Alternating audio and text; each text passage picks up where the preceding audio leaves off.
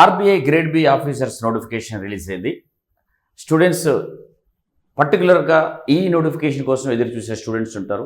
ఎందుకంటే bank examinations అన్నింటిలో కూడా హయ్యెస్ట్గా ఉండేటువంటిది చాలా ఉన్నతమైన పోస్టులు ఆర్బీఐ గ్రేడ్ బి ఆఫీసర్స్ అనేది.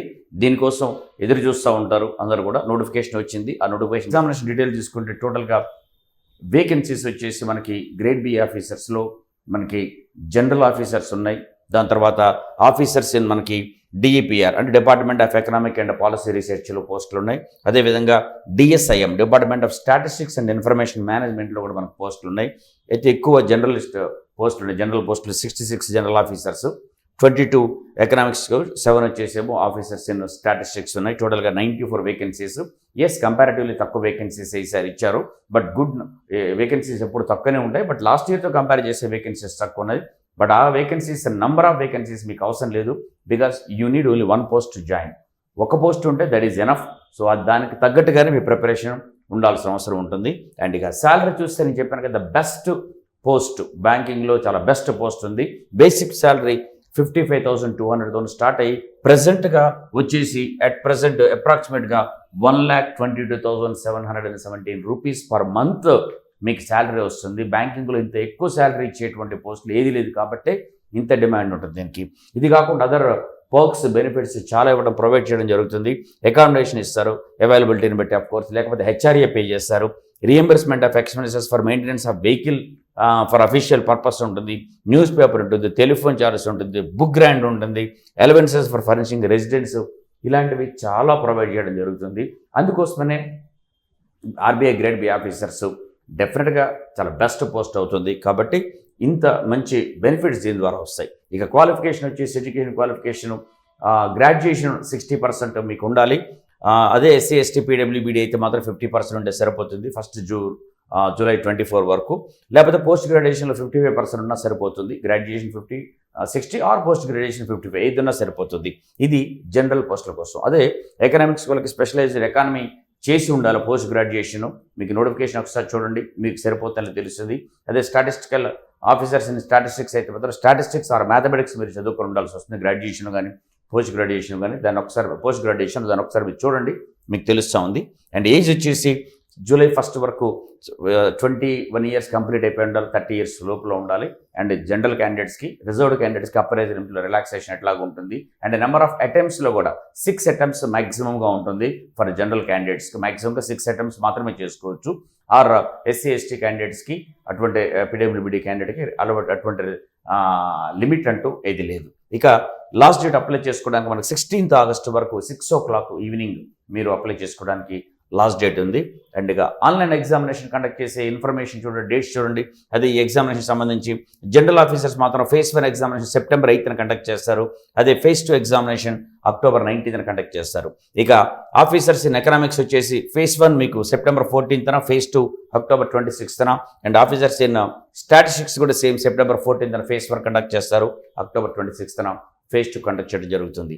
And examination fee 850 rupees OBC general EWS క్యాండిడేట్స్కి, అదే ఎస్సీ ఎస్టీ పీడబ్ల్యూబీడీ క్యాండిడేట్స్కి 100 రూపీస్ పే చేస్తే సరిపోతుంది. దీనికి 18% జిఎస్టీ అడిషనల్గా ఉంటుంది. అండ్ ఇక ఎగ్జామినేషన్ సెంటర్స్ కూడా ప్రొవైడ్ చేయడం జరుగుతుంది. ఫేజ్ 1 ఎక్కడ ఉన్నాయి, ఫేజ్ 2 ఎక్కడ ఉన్నాయి అనేది. ఫేజ్ 2 ఎగ్జామినేషన్ మాత్రం ఓన్లీ అంటే నియర్ బై ఇచ్చాం మనం. హైదరాబాద్, బెంగళూరు, చెన్నై రాసే వాళ్ళకి, ఏపీ తెలంగాణ క్యాండిడేట్స్ ఈ మూడిట్ల దగ్గరికైనా వీళ్ళు రాసుకోవచ్చు. ఆఫ్ కోర్స్ తెలంగాణ వాళ్ళు హైదరాబాద్ తీసుకోవచ్చు, are either things you can use it. And examination ఎలా ఉంటుంది అంటే ఫేజ్ 1 ఎగ్జామినేషన్ ఉంటుంది, ఫేజ్ 2 ఎగ్జామినేషన్ ఉంటుంది, దీని తర్వాత ఇంటర్వ్యూ ఉంటుంది. అంటే 3 level ప్రాసెస్ అనమాట. Phase 1 examination and phase 2 examination and interview. And చూడండి జనరల్ ఆఫీసర్స్కి ఫేజ్ 1 ఎగ్జామినేషన్ మనకి 4 papers, general awareness, quantitative aptitude, English language, reasoning ఇచ్చారు. ఇన్ఫ్యాక్ట్ డీటెయిల్డ్గా సెక్షన్స్ మనకి నెంబర్ ఆఫ్ క్వశ్చన్స్ ఇవ్వకపోయినా లాస్ట్ ఇయర్ జరిగిన ఎగ్జామినేషన్ బేస్ చేసుకుని మనం ఇది ఇస్తున్నాము. ఇలా నెంబర్ ఆఫ్ క్వశ్చన్స్ ఉంటాయి, నెంబర్ ఆఫ్ మార్క్స్ టోటల్గా 120 మార్క్స్, 120 minutes, 2 hours ఉంటుంది. 200 మార్క్స్కి పేపరు. ఇది సెక్షన్ బేస్గా ఇవ్వడం జరిగింది. ఈ డీటెయిల్స్ అన్నీ కూడా మీరు యాక్చువల్ హ్యాండ్అవుట్ మీకు హాల్ టికెట్ వచ్చినప్పుడు అందులో మీకు డీటెయిల్స్ ఇస్తారు. బట్ లాస్ట్ ఇయర్ బేస్ చేసుకొని ఈ విధంగా ఉండే అవకాశం ఉంటుంది. అండ్ ఇక ఫేజ్ 2 జనరల్ చూడండి, ఇది ఇంపార్టెంట్. దీంట్లో వచ్చేసాక 3 పేపర్స్ ఉంటాయి. Paper 1 economic and social issues, paper 2 English writing skills, paper 3 general finance and management ఉంటుంది. ఈ 3 కూడా 3 different షిఫ్ట్స్లో మీకు కండక్ట్ చేస్తారు. డిఫరెంట్ హాల్ టికెట్స్ మీకు ఇవ్వడం జరుగుతుంది. షిఫ్ట్స్లో కండక్ట్ చేస్తారు కాబట్టి economic and social issues paper 1 వచ్చేసి మీకు ఆబ్జెక్టివ్ డిస్క్రిప్టివ్ 2 ఉంటాయి. ఆబ్జెక్టివ్లో 50 మార్క్స్కి ఉంటుంది, డిస్క్రిప్టివ్ 50 మార్క్స్. ఆబ్జెక్టివ్ పేపర్ రాయడానికి మీకు 30 మినిట్స్ టైము, అదే డిస్క్రిప్టివ్ పేపర్ రాయడానికి 90 మినిట్స్ టైము. ఒక పేపర్ 1లో మీకు ఆ 2 ఉంటాయి. అదేవిధంగా ఇంగ్లీష్ పేపర్ 2 డిస్క్రిప్టివ్లోనే ఉంటుంది. అది కీబోర్డ్తో మీరు రాయాల్సి ఉంటుంది, ఎంటర్ చేయాల్సి ఉంటుంది. దట్ ఈజ్ అంటే హ్యాండ్ రైటర్ కాదు, ఓన్లీ కీబోర్డ్ ద్వారా ఆన్లైన్లోనే మీరు రాయాల్సి వస్తుంది. 100 మార్క్స్ ఉంటుంది, 90 మినిట్స్ టైం ఇస్తారు, 1.5 అవర్ టైం ఇస్తారు. ఆ తర్వాత పేపర్ 3 వచ్చేసి జనరల్ ఫైనాన్స్ అండ్ మేనేజ్మెంట్. ఇది కూడా ఆబ్జెక్టివ్ డిస్క్రిప్టివ్ కంబైన్డ్ ఉంటుంది. అది ఆబ్జెక్టివ్ 50 మార్క్స్, డిస్క్రిప్టివ్ 50 మార్క్స్. ఆబ్జెక్టివ్కి మీకు 30 మినిట్స్, రెండింటికి కలిపి 120 మినిట్స్ ఇవ్వడం అనేది జరుగుతుంది. అండ్ తర్వాత డీటెయిల్స్ ఆ క్వశ్చన్స్ ఎట్లా ఉంటాయని మీరు ఒకసారి ఇది వీడియో పాస్ చేసుకొని చూసుకోండి, మీకు తెలుస్తుంది. ఇక ఆఫీసర్స్ ఇన్ ఎకనామిక్స్ తీసుకుంటే ప్రిలిమ్స్ ఫేజ్ 1 అంటాం మనం. ఫేజ్ 1 వచ్చేసి పేపర్ 2 పేపర్ ఉంటాయి ఫేజ్ 1లో. అది 2 ఆబ్జెక్టివ్లు ఉంటుంది. ఆబ్జెక్టివ్ వచ్చేసి ఎకనామిక్స్ 120 మినిట్స్ 100 మార్క్స్ ఇస్తుంది. పేపర్ 2లో ఇంగ్లీష్, అది డిస్క్రిప్టివ్, అది ఆన్లైన్లోనే కండక్ట్ చేస్తారు. అది 120 మినిట్స్ 100 మార్క్స్ ఉంటుంది. దీని తర్వాత ఫేజ్ 2 డిఫరెంట్ డేట్స్లో కండక్ట్ చేస్తారు. ఫేజ్ 2 పేపర్ 1 అందులో డిస్క్రిప్టివ్ టైప్ ఉంటుంది ఎకనామిక్స్లో, అండ్ పేపర్ 2 డిస్క్రిప్టివ్ టైప్ ఉంటుంది, అది కూడా ఎకనామిక్స్లోనే.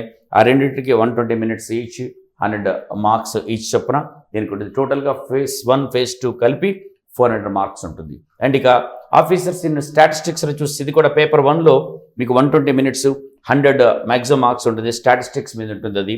దాని తర్వాత పేపర్ 2 వచ్చేసి స్టాటిస్టిక్స్లోనే ఉంటుంది. అది క్వశ్చన్స్ పేపర్ డిస్ప్లేడ్ అనే computer answers to be return అనే పేపర్ మీద రాయాల్సి ఉంటుంది. స్టాటిస్టిక్స్ 180 మినిట్స్ 3 అవర్స్ టైం ఇస్తారు, 100 మార్క్స్. అండ్ థర్డ్ పేపర్ వచ్చేసి ఇంగ్లీష్ డిస్క్రిప్టివ్ ఉంటుంది, బట్ హెల్ప్ కీబోర్డ్ ద్వారా మీరు ఆన్లైన్లో రాయాల్సి వస్తుంది. 90 మినిట్స్ 100 మార్క్స్, టోటల్గా 300 మార్క్స్ ఇట్లో కలిపి ఇది ఎగ్జామినేషన్ ఉండేది. ఇక ఇంటర్వ్యూ మీకు 75 మార్క్స్ కండక్ట్ చేయడం జరుగుతుంది. ఇక సెలక్షన్ ఎట్లా ఉంటుందంటే ఫేజ్ 1లో వచ్చినటువంటి ఫైనల్ సెలక్షన్ మీకు ఫేజ్ 1 అనేది ఓన్లీ క్వాలిఫైయింగ్ కోసం మాత్రమే. మీకు ఫేజ్ 2లో వచ్చిన మార్కులు, ఇంటర్వ్యూలో వచ్చిన మార్కుల్ని బేస్ చేసుకుని మాత్రమే ఫైనల్ సెలక్షన్ అనేది ఆల్ ద 3 పోస్ట్కి మీకు అవకాశం ఉంటుంది. ఇంటర్వ్యూ మార్క్స్ అంటే ఫేజ్ 2 మార్క్స్ మాత్రమే తీసుకోవడం జరుగుతుంది. అండ్ డీటెయిల్డ్ సిలబస్ అంతా కూడా మీకు నోటిఫికేషన్లోనే ఇచ్చారు. ఎక్సెప్ట్ జనరల్ ఆఫీసర్స్కి ప్రిలిమ్స్కి మనకు ఆల్రెడీ తెలిసింది, ఆల్ బ్యాంక్ ఎగ్జామినేషన్కి ఎలా ఉంటుందో దానికే. బట్ ఫేజ్ 2 జనరల్ ఆఫీసర్స్ కావచ్చు, and officers in statistics or ఎకనామిక్స్లో ఉండేటువంటి వాటికి డీటెయిల్డ్ సిలబస్ అంతా నోటిఫికేషన్లు ఇచ్చారు. అండ్ బెస్ట్ పోస్టులు, ఎక్కువ జాబ్ వచ్చేది, ఎక్కువ శాలరీస్ ఉండేది, ఎక్కువ బెనిఫిట్స్ ఉండేది, అండ్ ఓన్లీ సిటీస్లోనే వర్క్ చేసేటువంటి అవకాశం ఉండేది. Only capital cities of the స్టేట్స్లోనే మీకు ఈ రిజర్వ్ బ్యాంక్ బ్రాంచెస్ ఉంటాయి. కాబట్టి ద బెస్ట్ అంటే అర్బన్ ఏరియాలో పనిచేద్దాం అనుకున్నటువంటి క్యాండిడేట్స్ కూడా ఇది ఒక బెనిఫిట్ బాగా ఉండేటువంటి notification. Don't live this opportunity, work hard. దీంతో పాటుగా ఆల్ అదర్ త్వరలో ఎస్బీఐ నుంచి రాబోతుంది. IBPS PO notification is about to come, and SBI notifications PO and clerk 2 కూడా రాబోతున్నాయి. And many other banks beside this one, of course SSC CGL ఉంది. ఆ తర్వాత రైల్వే నోటిఫికేషన్స్ రాబోతున్నాయి. అన్ని ఎగ్జామినేషన్స్కి మీ ఒక ప్రిపరేషన్ గట్టిగా చేస్తే definite you can get selected. But only ఆర్బీఐనే టార్గెట్ చేసిన స్టూడెంట్స్ చాలా సీరియస్గా ప్రిలిమ్స్, మెయిన్స్ 2 ఇప్పటి నుంచే చదువుతూ మొదలు పెట్టండి. డెఫినెట్గా సక్సెస్ వస్తుంది. All the very best.